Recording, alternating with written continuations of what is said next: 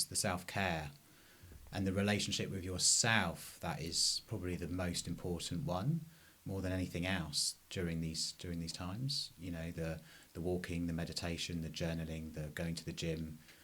I think they're the big things. And then, listen, if you do have the conversation of how you're feeling, then maybe you can share. But I do think it's important for men to share more. I agree. I think the self-care routine is huge. I think having that set you up for the day. Your hygiene routine, what does that look like? And that really helps build your self-esteem, because you're ticking all these boxes. And if you're confident and you like the person you see in the mirror, then that transcends. So that's the start. And I think ultimately men, our friendship groups are smaller, or mine is than it was, and I could probably count on one hand. I think it's the coffee shop test my coach says, is how many people would you go and have a coffee with and open up with, and it's probably no more than 5 for most people. I can probably count 3 or 4 that I definitely would.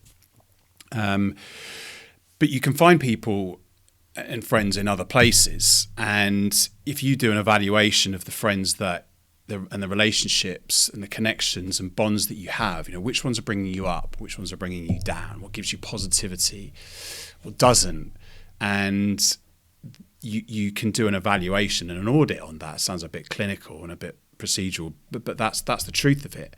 And who can you inspire? How can you pay it forward?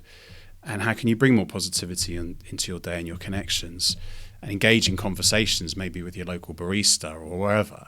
So I think, and through sports, where I found it as well is through connection, through CrossFit, through cycling, sharing your stories that way, and you meet people and you have a chat, and there's the banter and lads and all of that stuff, but there's also more deep connections to be forged as well, because there are people in similar situations, and you just, by the art of just sharing some of these, it doesn't have to be staged, right, Jim, we're going to have a conversation about our feelings today.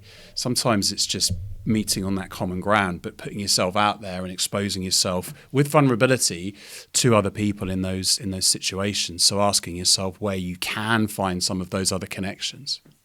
Yeah, because I think you've mentioned a few things there what I find really interesting, because it's connections, and you're also kind of alluding, because you mentioned CrossFit,